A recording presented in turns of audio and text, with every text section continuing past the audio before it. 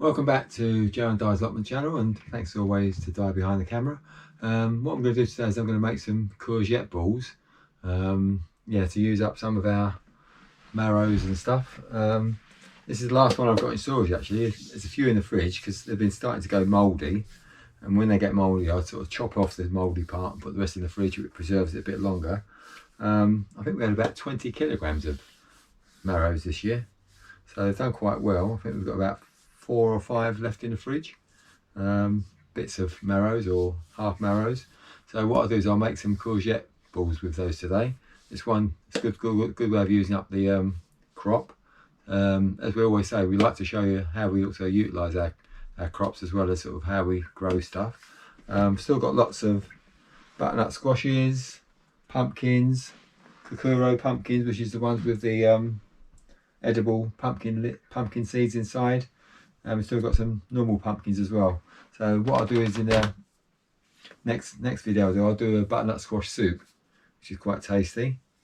All these little tiny ones are quite good for making soup with. Yeah, so what we'll do today is do a courgette balls baked. So courgette balls, which are meatless and oil free because they're baked as well. So I'll just go through the ingredients quickly. It's 2 tins of chickpeas which are drained. We've got 6 cloves of garlic, 1 cup of oats, courgette or marrow, which we'll skin and de-seed until we've got about 700 grams. Then we've got nutritional yeast, oregano, basil, salt and pepper to taste. So and juice of 1 lemon. So that's the ingredients, but I'll put those on at the end as well on a recipe sheet. So the first thing to do is for me to peel and de-seed the marrows.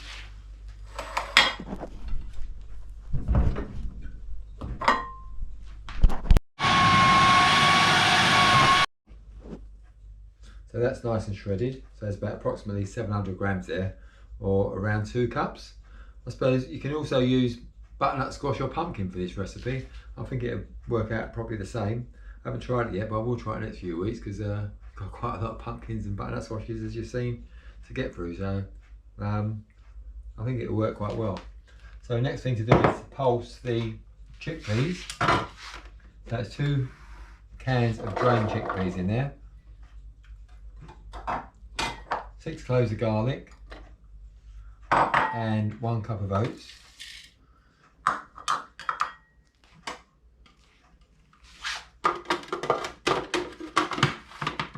So mix all those together.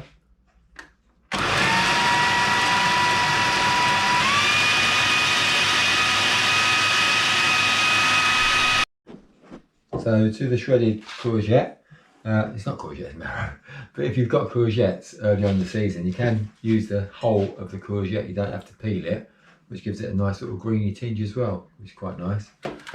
So this is the pulsed chickpeas, oats and garlic. I'll chuck that into the bowl as well.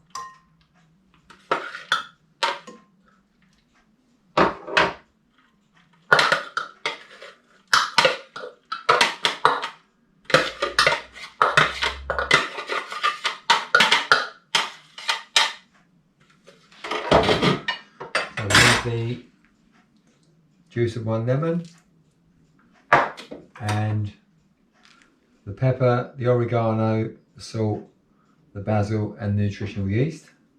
I'll put the amounts on at the end again in the recipe. So that's all in there. So it's just a matter of mixing all that together now.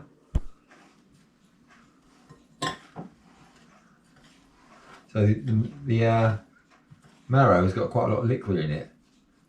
So that's what gives it a sort of liquidy, allowing you to sort of process it into balls, because the liquid should start coming out the marrows.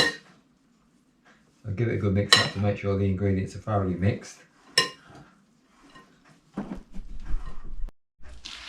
It's just a matter of then grabbing an amount and keep working it until you've got a sort of ball shape, sort of size of a ping pong ball. Sort of judge by weight, judge it by weight or amount, I suppose, the amount you got in your hand.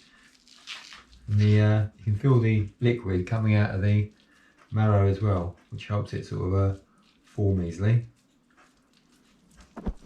So yeah, you can bake, once these are baked, you can enjoy them hot or cold, and they can be frozen as well. Frozen at this stage and cooked later, or you can freeze them once they're cooked as well.